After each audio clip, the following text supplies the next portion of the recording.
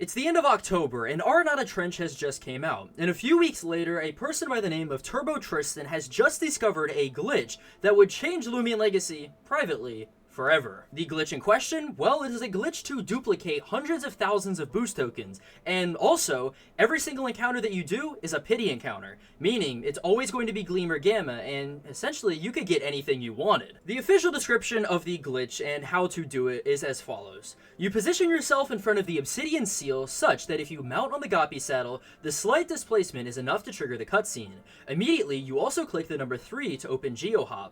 Then, you go to wherever you want a pity and get it. If it's something you don't want, leave. The pity will still be at 1 if it was like that before setting all of this up. If you find something you want, you capture it and pass through Bob's Pond to trigger an autosave. Boom, easy GR. Tristan ended up sharing this with some of Loomian Legacy's top traders and richest players, who then ended up making a ton of alternate accounts to be able to mass produce this glitch and get as much GR as they please. Up on screen is the alt accounts, and only the alt accounts of some of these people who actually ended up abusing this glitch, with prominent members like Burby, who owns Value Village, one of Loomian Legacy's top trading servers in the entire game. And Burby was also friends with a lot of these people who, again, were some of the richest traders in the game, essentially artificially inflating the values of the server based on the stuff that they were just finding themselves. Now, a big question that you might be asking is, how did this not get leaked previously? Well, the simple answer is greed. Imagine if you were the top trader of Loomian Legacy and some of the richest people in the game,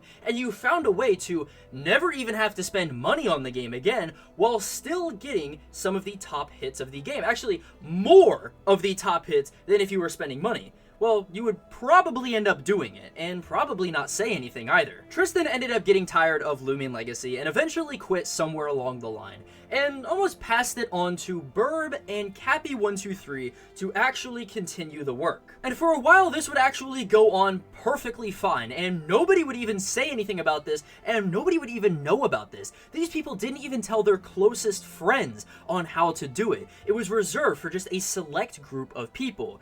And people like Burby, though, would go out on Twitter and post all of their finds the entire time, masquerading that they were actually just finding this out of pure luck. But now comes Kappa, aka Cleone. You see, Cleone was somebody that actually got introduced to this bug by Tristan themselves way back when it actually first came out.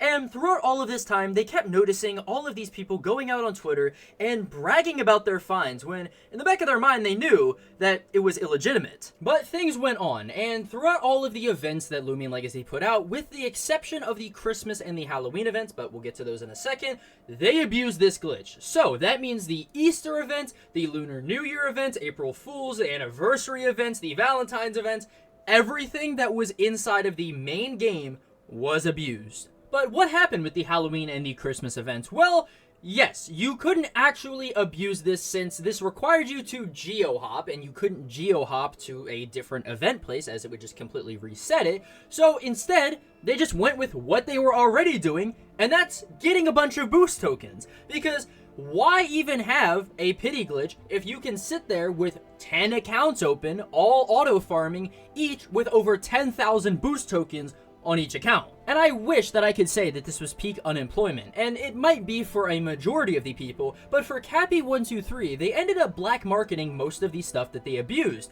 and ended up buying a car. And everything was going perfectly fine and dandy until a couple days ago when Loomian Legacy introduced an update that actually made this glitch no longer work. You see, Cappy actually sent a report to the mod team and T-Bradham to get this issue looked at and have all of the people involved banned. Now, why would they even end up doing this? Well, I reached out to them and asked that same question, and they said, me waking up and choosing violence. Also, I got tired of these rich, relevant fucks bragging about their finds. And then panic ensued. A lot of the people involved in this ring tried to sell off their Loomians as fast as they possibly could, which ended up causing the trade resort to actually get shut down yesterday as well. Then, a bunch of other people started getting banned from the game. And this all culminated with T-Bridem putting out an official message that said, "Exploit and patch report. On Monday afternoon, I received a detailed report outlining an intricate exploit that allowed users to selectively roll back progress in adventure mode. This exploit was used repeatedly to reroll Loomians obtained from shops or vouchers, trigger a pity encounter every few minutes, and reclaim free boost tokens from side quests." Yes, guys, even stuff as recent as the Mecha Ikazune, people were using it on to actually get a ton of Rainbow Wisp ones. But T-Bridem goes on to say, "We responded immediately. By Monday evening, a patch had been deployed that fully prevented further use of the exploit. On Tuesday, we began a thorough investigation of the impact of the exploit, focusing on identifying accounts that had abused the glitch for personal gain. On Wednesday afternoon, we temporarily shut down the trade resort to preserve the integrity of our ongoing investigation. Today, Thursday, we issued permanent bans to over 50 accounts, which includes many of the perpetrators' alt accounts. We take this matter seriously. We are deeply invested in preserving fairness and integrity within Loomian Legacy.